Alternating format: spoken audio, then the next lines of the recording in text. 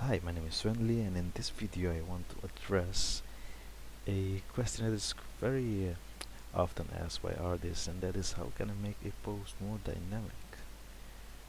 And of course there are different tools for doing this, but in this video I want to address one in particular, and that is the leading edge. Now, if you're not familiar with the concept of the leading edge, I suggest you check a previous video that I made. It's called 3 Keys for Better Gesture Drawings. I believe it was in part 1 that I addressed the concept of the leading edge. But how can we use the leading edge to make our poses more dynamic? And for that I'm going to make the best way to explain it is of course with an illustration. So let's say we have a very simple mask to begin with, something like this.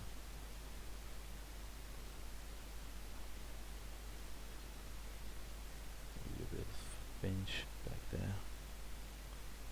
Let's say this is torso, so this would be the hips. We would have the legs fitting in there.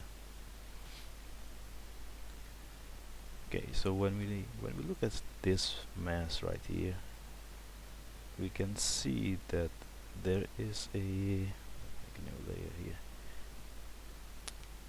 This torso is pushing out in this direction. It's pushing out,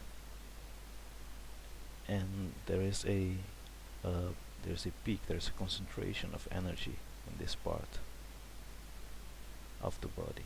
There's energy being applied here in order for this torso to be pushed forward and assume this position.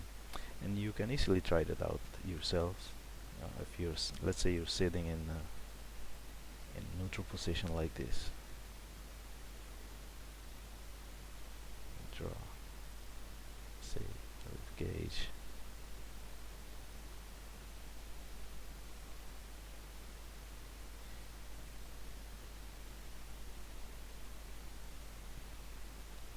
Okay, let's say you're sitting like this. Now try getting your torso in this position.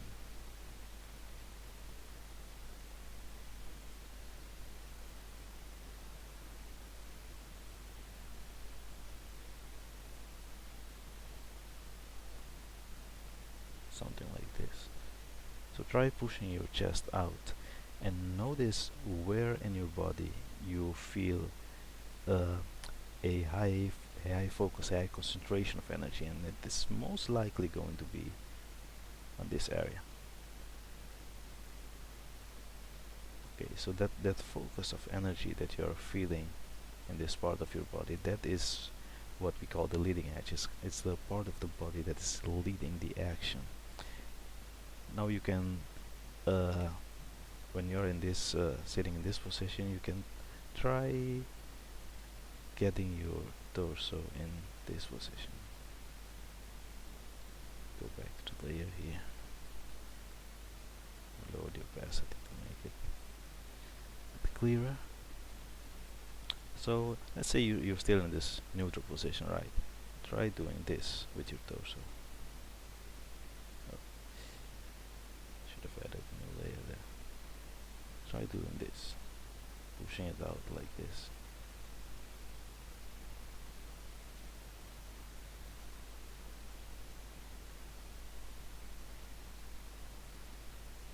So you would be pushing your torso down and back.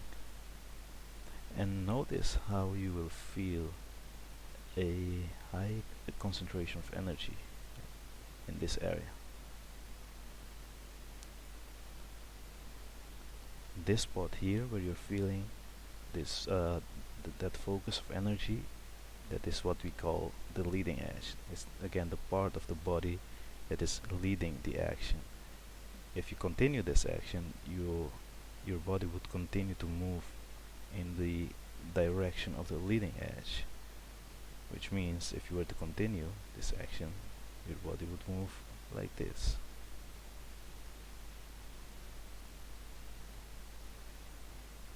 torso would continue to bend more and more until it it reaches the point where it can't bend any further, of course. Okay, so the movement would continue in the direction of the leading edge, would continue in this direction. Okay, so uh, let's go to two poses that I've drawn previously here, and let's use the same concept that I have just illustrated of the leading edge. Let's use that to make an attempt to make these poses more dynamic, to push them further than what we have here at this moment.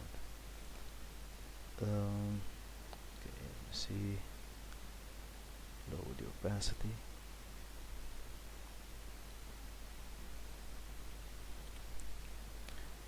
Okay, so the first thing, of course, we have to find the leading edge of this pose in order, otherwise we don't know in which direction we would have to push it further, right? So for this, I think it's very clear. When I look at this pose, it's clear that the leading edge is here. I can clearly feel the highest concentration of energy in this part of her body, right here. So that would be our leading edge. And for this one, she's clearly bending in this direction. So I would say that this part of her body is leading the action. So this would be the leading edge. And one thing to take into account is that the leading edge operates in 3D space. So in this case, this figure is in perspective here, right? So the leading edge operates in space. You shouldn't think of it as something flat, meaning that it operates in all 3 dimensions. So in this case, I made this arrow. I gave a bit of volume to the arrow, just to show that it's moving in 3D space. It's coming towards us. Whereas in this one, it's more flat. It's more in line with the picture plane. And here she is coming towards us, so the leading edge is also coming towards us. Okay, so now that they have found the leading edge, I think let me just lower the opacity also.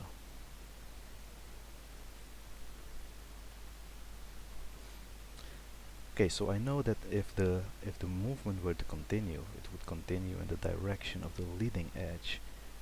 So since the leading edge is here, all I have to do is push the movement a little bit more in this direction. Okay, so let's see. Come here. Still have. Just remember, this leg is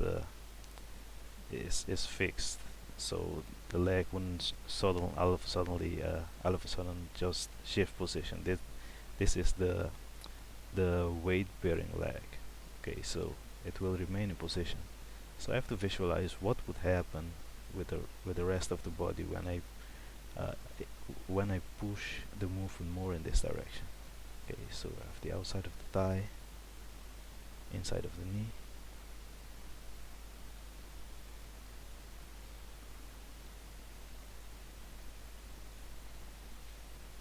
I think this would remain pretty much fixed in this position.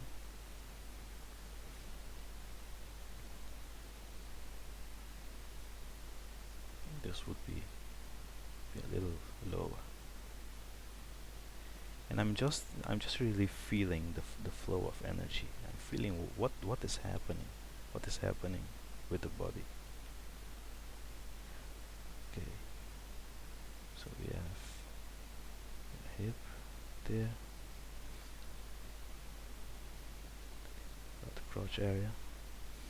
Let me see if if you push this further, I think the leg will stretch a bit more, maybe. Hmm.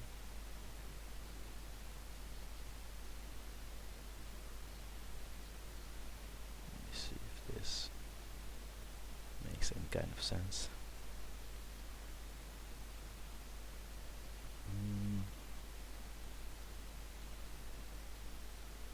As you can see, I'm drawing fast and loose just to not get I'm not falling in love with any line that I draw at this moment. It's really a process of uh, of of thinking, actually thinking and searching. I mean, I'm thinking with my lines. I'm not concerned with doing any kind of beautiful or perfect drawing. It's really problem solving for me at this stage. So okay, see, throw in the rib cage there for a bit of structure.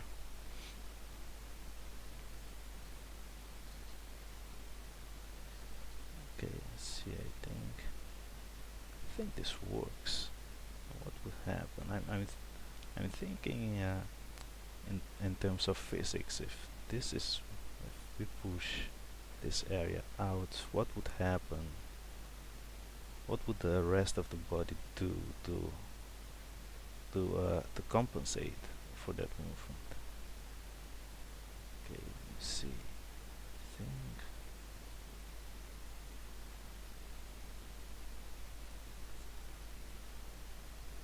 this maybe would go up a little bit more.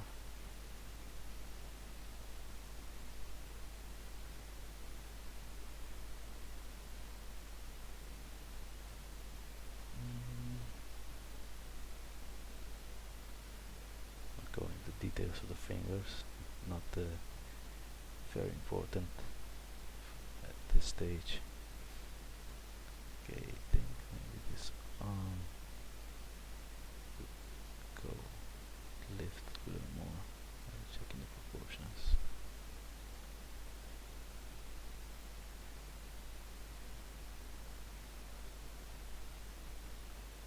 Let's see.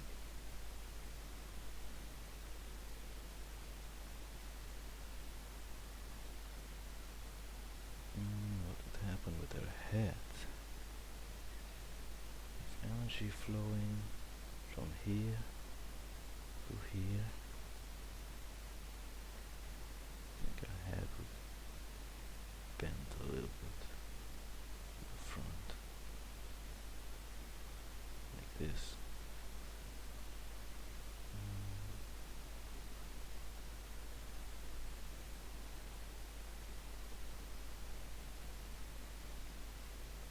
And I'm really thinking about the path of rhythm. As I explained in a previous video, rhythm in the context of the figure is really it occurs as a pattern of alternating C curves like this. Okay, so I have one curve here, I have another curve here, so I know that either this curve is going to continue or it's going to flip to the other side. In this case it flips to the other side and it's picked up, the pattern of rhythm is picked up by her neck and the back of her head there. Okay, so this is one curve, another curve, another curve, and it continues down all the way down here. Okay. So looking at it, I would say it's we have a pretty decent push of a pose here. We made more of it than what it was at the beginning, the pose that we started with. Okay, so let's go to the next one.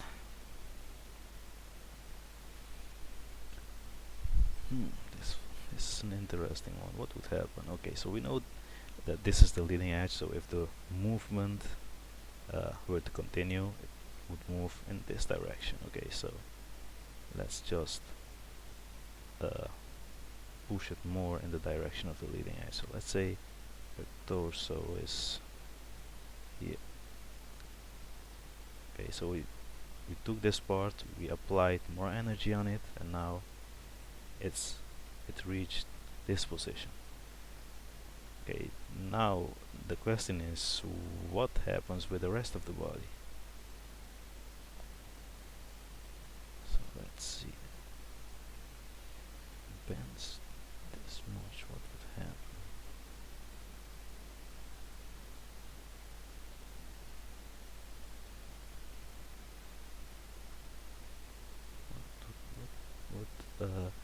What does the body have to do in order to stay in balance actually during this move? That is what I'm actually thinking about. You see, and when you see me going over the drawing like this, I'm really feeling the flow of energy through the body, and I let that help me find out what would happen. Okay, so it's here. She would need this leg to be more at the front, I think, for her to keep balanced. Say something like this.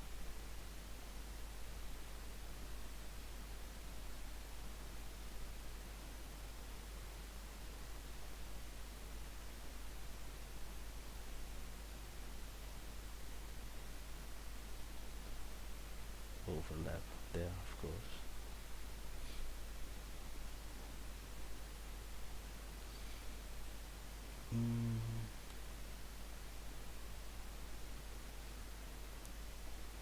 Okay, the other leg, what would happen with this?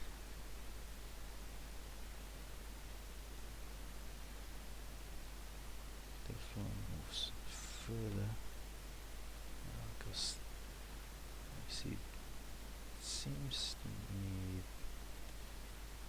her weight is resting mostly on this leg.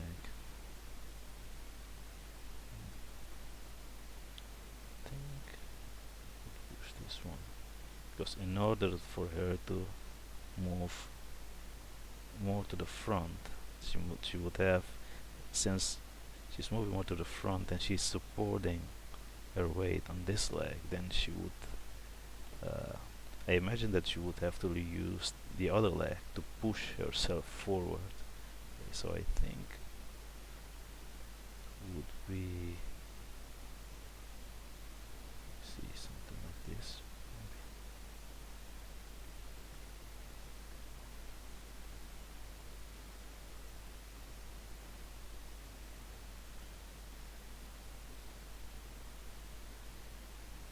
Again, I'm drawing really fast and loose, just to focus on solving the problem of the pose itself at this moment. Let's see, draw the center line, give myself a bit sense of structure there. What would happen with her arms? I'm thinking about the top of the shoulder blade here. Arms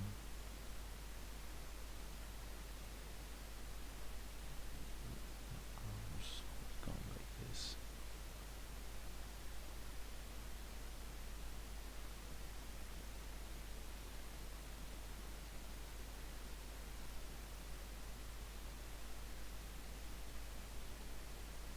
Of course, I'm just making this up. I'm just attempting to visualize this as I'm drawing here.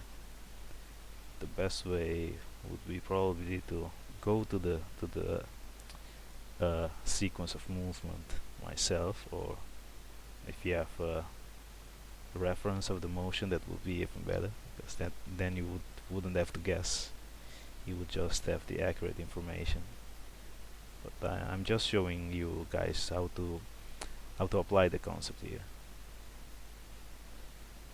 Okay, so let's see. This arm.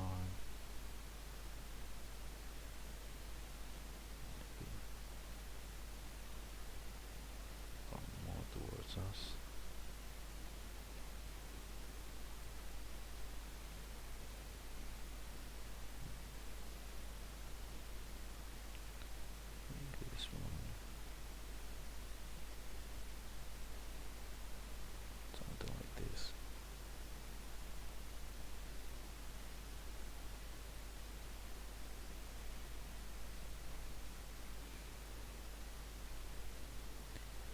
and with their head.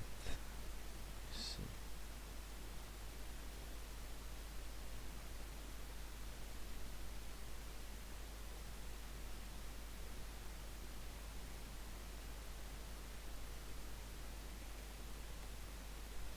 Yeah, I think something like this would work. And of course, it really depends on the intention. It depends on the intention of the action. What is what is the whole purpose of the motion, right? At this point, I'm just making something up here. But for example, if I knew that maybe the intention was for her to like touch the ground with her hands or something like that, I would know that okay, when she's doing this movement, she would probably be stretching her arms more to be able to touch the ground there, right? Okay, so what happens next? It really depends on like I said, the intention of the movement. So that's something to keep in mind. What's the whole purpose behind the action? That determines where what the action would look like next. Okay, so I think we got something pretty decent here. I mean, if you would really like to emphasize the movement, you could even make it so you could even reflect that in her clothing, right? You could say, okay, here it's concave, but I want to emphasize that she's moving forward, so I would make this convex, like this. Let me see, is that clear? You can push it a little bit more, you know. So as I said, it's really about the intention of the action. So you should before you start drawing, you should definitely know why she is doing the movement in the first place. What does she wants to accomplish with the action? Does she wants to touch the ground? Does she wants to maybe like you know spread her hands or something like that? What's the intention behind the movement? That's really what you should be thinking about. Okay, but hopefully this has given you some new insights, a new tool for pushing your poses, making them more dynamic. So when you see a model standing in a particular pose, what you can do is when you spot the leading edge, you can decide to push the pose just a little bit further in the direction of the leading edge, like I did with these two. Okay, so let's say the model is standing in this position, like in this drawing. You can decide, okay, I see that the leading edge is here. I'm going to push the action just a little more in the direction of the leading edge, just to yeah, maybe exaggerate and emphasize more, make it more clearer what the intention behind the action is, what the model is doing.